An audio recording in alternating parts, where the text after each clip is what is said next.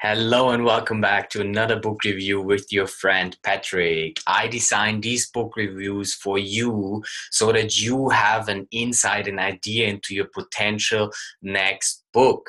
Because we all know that self-education is more important than formal education. Because self-education is what allows you to create your dream life, your dream lifestyle that you always wanted, that you deserve, and that we all know that you have the abilities and capabilities to do it. Today, I'm going to review the book called The New Cybernetics by Maxwell Maltz.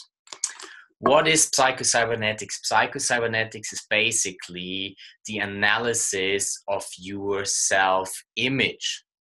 The self-image that is embedded through programming in yourself. But the good thing is you can always alter that self-image to better pursue your purpose. How can you do that? Through imagination. Imagination is what allows you to change and to manage your self-image. If this imagination is aligning with your self-image, then this automatic service mechanism goes to work as the automatic success mechanism and works you towards your goals. Basically, you can use that psycho-cybernetics as a whole, that servo mechanism as a giant as a giant search engine, so that you can find all the information, all the solutions, all the ideas that you needed. Now, what is the self-image and why it is so important? The self-image is the key to living without limits. Understanding the psychology of yourself is what allows you, or is what makes a difference between success and failure. Your self-image is your secret blueprint, because the self-image, and this book explains you and teaches you how you can learn to modify your self-image, and that will allow you to build power and confidence. Your secret blueprint, your self-image, is so important to understand, because that's how you see yourself. That's the concept of the kind of person that you are. And how did you build that up over time is through your own beliefs from the past, okay? Through humiliations, through successes, through failures, through the opinions of others, through how other people react to you, okay? And there are three important things: how you can change it, obviously, but also how you build up your self-image in the first place. And that is an authoritative source. For example, your parents, your teachers, your coaches. If they tell you something over and over and over again, the repetition and with intensity, that's when you start believing it is true about yourself. So this is basically hypnotic programming. It's the same thing when you do hypnosis, same principle, okay? But most often that hypnotic programming from the past is not ideal to help you go where you want to go. And this book explains you how you can change that, because your self-image is what controls what you can and what you cannot do, what you can and what you cannot control. Okay, what you can and what you cannot achieve. That's what your self-image controls. That's why self-image management is much more important than willpower. Okay, now let's talk about that automatic servo mechanism, success goals. This is basically a goals driving mechanism that consists of your brain and your nervous system. Okay, in the animals, this guidance system is basically for survival and for food.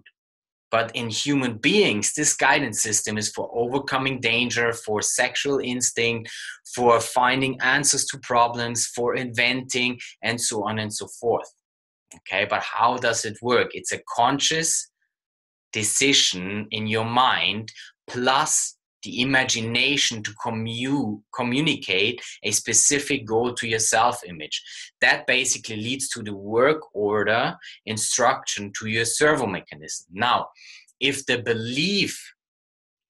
your goals and your imagination, they align with the belief and the self-image that you have, then that automatic servo mechanism acts as an automatic success mechanism and works towards your goals. But if your goals and your imagination does not align with your self-image and your belief system, then this automatic servo mechanism acts as the automatic failure mechanism, and obviously will show you and will allow you to do all the things that basically not get you to your goals, okay? Because it acts as the automatic failure mechanism. So you want to program yourself, your self-image, and align them with your beliefs so that you can have that automatic success mechanism work for you instead of the automatic failure mechanism work against you. He also talks about, Maxwell Maltz also talks about of the law of mind, which is very, very important to understand, because as human beings, we act, we feel, and we perform in accordance with what we imagine to be true about ourselves and about our environment. Again, belief system, imagination, align with your goals, and so on and so forth, okay? Because the nervous system can actually not tell the difference between imagination and reality. And that's why imagination is so powerful. And already Albert Einstein said that imagination is more powerful than knowledge, because knowledge is limited, but imagination is unlimited. Yeah?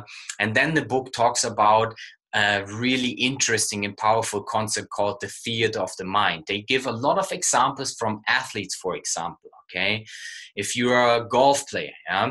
When you go into that theater of the mind, you basically visualize something that you want to happen, and that stimulates the body. So in the case of a golf player, if you visualize where you want to hit the ball, and then how you need to hit the ball, how you exactly need to hit the ball in order for the strike to go there, then through the visualization and the stimulation of the body and the mind, the muscle memory, you experience muscle memory basically, okay? Your muscles memorize what you have seen. You're basically creating a deja vu experience. And then when you step out of that theater of the mind and you're actually going to hit that ball, you only need to let the muscle memory hit the ball and do the play the golf basically. Okay, because you've seen it in your mind before, your muscles memorize it, and then you can actually let your automatic success mechanism do the work for you. Okay, this is also why the placebo is so powerful in the medicine world.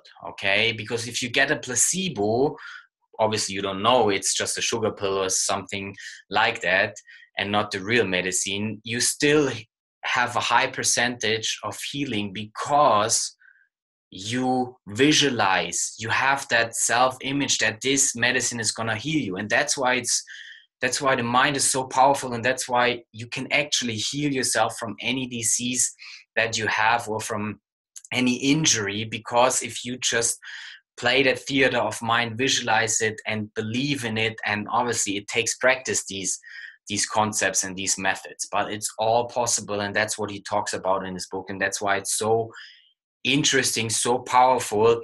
And then finally, he also talks about different applications for yourself with the psycho-cybernetics and self-image, about happiness, about the creative machinery that you have within you, about success, the signals of failure, how to heal yourself from emotional scars, the personality, and how to keep creating that winning feeling.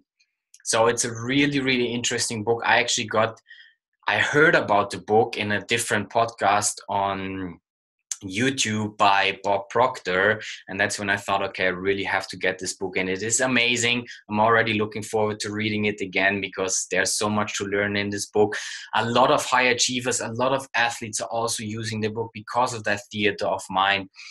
So I highly suggest you read the book. It's amazing, and your self-image is very, very important because it can make the difference between success and failure.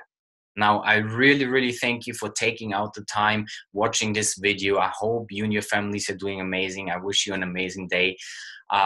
If you have some questions or comments, please leave them in the comment section. I will join in the discussion, obviously. And until next time, my friends, never give up.